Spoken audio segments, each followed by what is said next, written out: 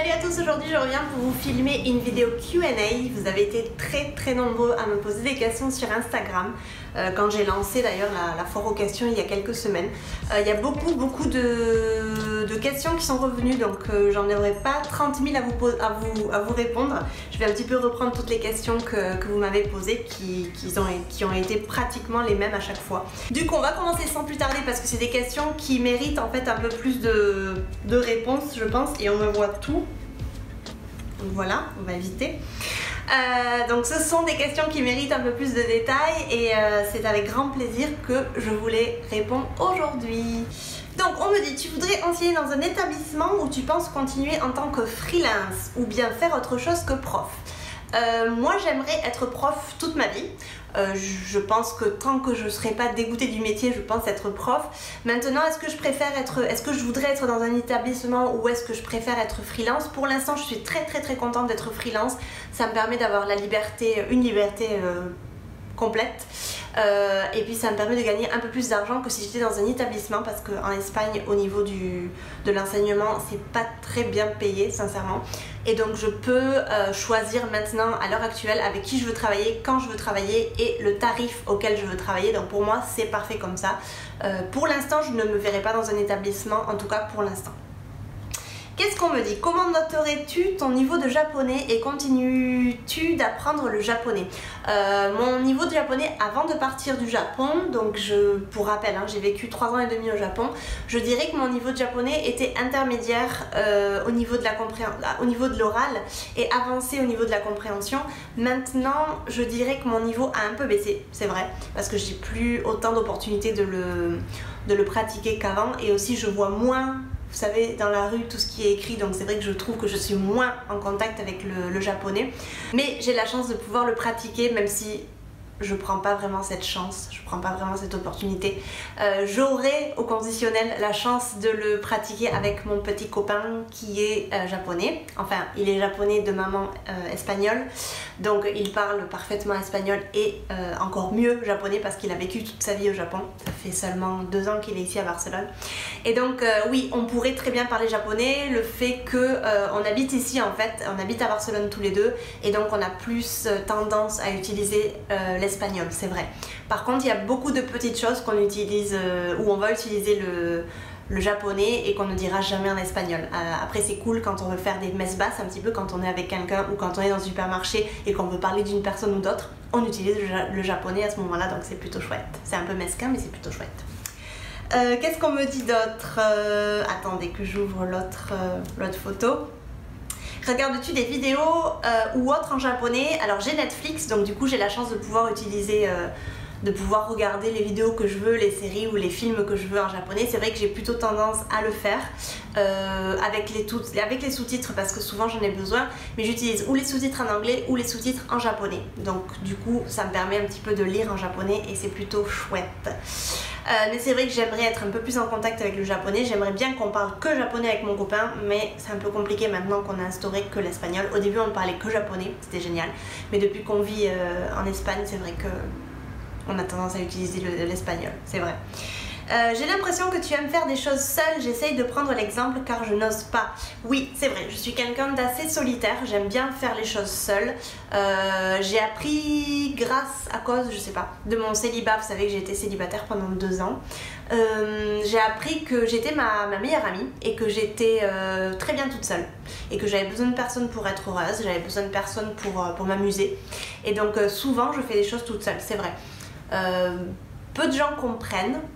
Dans mes amis, il y a beaucoup de gens qui sont pas comme moi, qui sont pas très solitaires comme ça, mais pour moi c'est vraiment une façon d'être heureuse, et je suis très bien avec moi-même. J'adore être avec les gens, mais je suis aussi quelqu'un d'assez introverti et j'ai besoin de mon temps toute seule pour recharger les batteries, sinon j'explose. Je peux pas avoir trop de vie sociale, je peux pas genre ressortir 3 soirs d'affilée parce que pour moi c'est impossible, ça me demande trop d'énergie. Et je supporte pas, et ensuite je suis pas bien avec moi-même, je suis pas bien avec les autres, donc j'ai besoin aussi de temps avec moi-même. J'ai besoin d'un peu de vie sociale, mais j'ai besoin d'énormément de temps avec moi-même, toute seule à la maison ou dehors, mais seule. Qu'est-ce qu'on me dit? Quelles sont tes techniques pour prendre du recul sur les choses et du coup être moins stressée? très très bonne question. J'aurais du mal à te répondre parce que je suis une fille assez stressée, il faut le savoir. Et j'ai du mal à prendre du recul sur les choses. La seule chose qui m'aide, je dirais que c'est la méditation. Vous savez que je suis pratiquante. Moi, je pratique la méditation depuis des années et le yoga aussi. Et donc ça m'aide, c'est vrai, à prendre un petit peu de recul sur les choses. Donc juste à respirer, à mettre un petit peu de distance avec les choses. Ça, c'est vrai.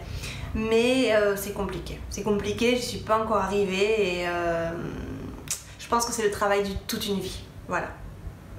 Quel sport pratiques-tu en dehors du yoga? Aucun. Je ne pratique que le yoga. Est-ce que le Japon te manque et si oui, sous quels aspects? Oui, le Japon me manque certaines fois, même au quotidien, je vais dire. La propreté me manque, l'éducation des gens me manque. Franchement, ça fait quelques jours là où je suis un peu, où j'en ai un peu marre, certaines fois, du manque de politesse ici et du manque de savoir-vivre des gens. Malheureusement, il n'y a pas de pays parfait et il y a des choses au Japon qui me manquent beaucoup. Et il y a des choses en Espagne que je déteste beaucoup et vice versa. Il y a des choses au Japon que je déteste et des choses ici que j'adore. Donc franchement, je suis en train d'expérimenter un petit peu ces jours-ci le fait qu'il n'y a pas de pays parfait. Et le fait que même si au Japon il y avait des côtés que j'adorais, il y avait aussi des côtés que je détestais. Et vice versa ici, il y a des choses que j'adore ici, il y a des choses que je déteste ici. Je pense que l'équation parfaite, c'est savoir se sentir bien dans un espace, même s'il y a des choses qui nous dérangent. Voilà. Mais c'est vrai que le Japon me manque, la bouffe me manque beaucoup. Et la propreté et surtout la politesse des gens, vraiment, à quelques reprises, ça me manque beaucoup, beaucoup, beaucoup. Et la sécurité aussi, parce qu'ici c'est pas très sûr, il y a beaucoup de vols. Donc voilà, faites attention si vous venez à Barcelone. Qu'est-ce qu'on me dit d'autre? Non, ça je l'ai déjà lu. Ici. Une cause qui te tient à cœur, écologie, animaux, enfants, éducation. L'écologie me tient à cœur, j'ai encore du chemin à parcourir, ça c'est sûr. Les animaux bien sûr, les enfants, l'éducation, ouais, tout ça, ça me tient à cœur. Je sens que j'ai encore du chemin à faire, mais c'est vrai que je fais attention au niveau de l'écologie, comme tout le monde je pense. Même si j'aimerais beaucoup plus faire attention, c'est quelque chose qui me tient à cœur. Une autre question, salut Charline, qu'est-ce que tu adores le plus ou détestes le plus dans la culture espagnole? Est-ce que je vais tout raconter maintenant? Qu'est-ce que j'aime? La spontanéité des gens, la joie dans les cœurs des gens, le fait que ici je sens que je peux être moi-même sans problème, j'ai pas à suivre de troupeau, j'ai pas à suivre de modèle établi. Qu'est-ce que je déteste le plus? Souvent le manque de sérieux au travail, je dois dire, et le manque de politesse souvent, et aussi l'intrusion des gens. Même si des fois c'est pas vraiment vu comme une intrusion. Moi qui viens du Japon, des fois je me sens très vite envahie par les gens ici. Des petites idées de week-end dans ta région hors Barcelone, ça m'intéresserait beaucoup. Oh, il y a plein de petites villes en dehors de Barcelone qui sont sympas. Vous pouvez aller à Gérone, c'est une de mes villes préférées en Catalogne. C'est super mignon, c'est tout. Il y a beaucoup de pierres, c'est très très beau. D'ailleurs, je vais y aller dans pas longtemps. Vous pouvez aller à Tarragone, c'est aussi très très mignon. Il y a Sitges aussi qui est à juste une demi-heure de Barcelone, c'est très très mignon, c'est une petite ville super mignonne. Il y a plein d'idées comme ça, vous pouvez aller à Figueras où il y a le musée d'Ali. Et aussi Cadaqués qui est super mignon, c'est un peu à la frontière mais c'est super mignon. Tu pars en vacances cet été? Oui, je pars en septembre, je pars en Italie parce que j'ai un mariage en Sicile, donc ça va être trop chouette. Et je vais faire des petites escapades en août par-ci par-là, voilà. Comment as-tu réussi à développer aussi vite ton activité, mon activité d'enseignante, hein? Je sais pas, ça a été peut-être un coup de chance ou peut-être j'ai été là au bon endroit, je ne sais pas, au bon moment, au bon endroit, je ne sais pas.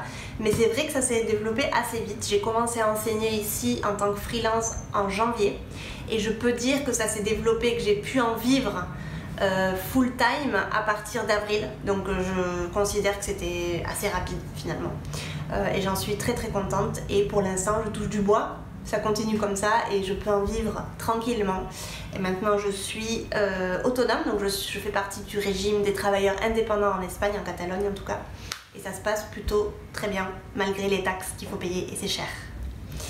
Coucou Charlène, l'enseignement du yoga te tente-t-il? Oui, ça me tente énormément. C'est d'ailleurs un projet que j'ai peut-être pour l'année prochaine, de faire la formation de yoga, la formation de professeur de yoga pour pouvoir enseigner le français d'un côté et l'anglais. Vous savez que je donne des cours en ligne d'anglais et de français ici à Barcelone. Et le yoga de notre côté, pouvoir avoir un petit peu deux activités pour pas me fatiguer ni d'une activité ni de l'autre. Donc ça pourrait être quelque chose à contempler. Voilà, voilà. Et dernière question, Charlène, coucou, as-tu un copain? Oui, c'est une question qui est revenue plusieurs fois, je dois dire. Oui, j'ai un copain et je vous l'ai déjà dit dans la vidéo dans les toutes premières questions. J'ai un copain, ça va faire... on s'est rencontrés très peu de temps après que je n'arrive en Europe en octobre. On s'est rencontrés à la fin octobre, donc vous pouvez calculer combien de temps ça fait. Nous habitons ensemble et donc ça se passe très bien. C'est une personne très douce avec qui je m'entends très bien et j'ai beaucoup de... comment dire, j'ai beaucoup d'espoir en tout cas pour cette relation. Ça marche très bien et voilà, il est japonais, il est japonais, espagnol, péruvien, disons, voilà. Il a vécu toute sa vie au Japon. Sa maman est espagnole, son papa est du Pérou, de descendance japonaise. Donc ça fait un joli mix et on s'entend très bien parce que tous les deux on est baignés un petit peu dans la culture hispanique et aussi dans la culture japonaise. Donc ça fait un bon mélange je trouve et en tout cas je vis une relation très heureuse et je suis très heureuse pour l'instant. Voilà. En tout cas je vous remercie pour vos questions, ça m'a fait vraiment plaisir de répondre à toutes ces questions là. Je vous embrasse très fort, n'hésitez pas à me suivre sur Instagram et à vous abonner à ma chaîne si celle-ci vous plaît, à mettre un pouce bleu sur la vidéo, ça m'aidera un petit peu. Et n'hésitez pas, si vous aussi vous êtes intéressé par des classes online, à me contacter sur mon email. Je donne des classes, je donne pas mal de classes maintenant online d'anglais, donc notamment à ma communauté. Je vous embrasse très fort, je vous souhaite une très bonne journée, bonnes vacances aussi, et puis à très bientôt, bye!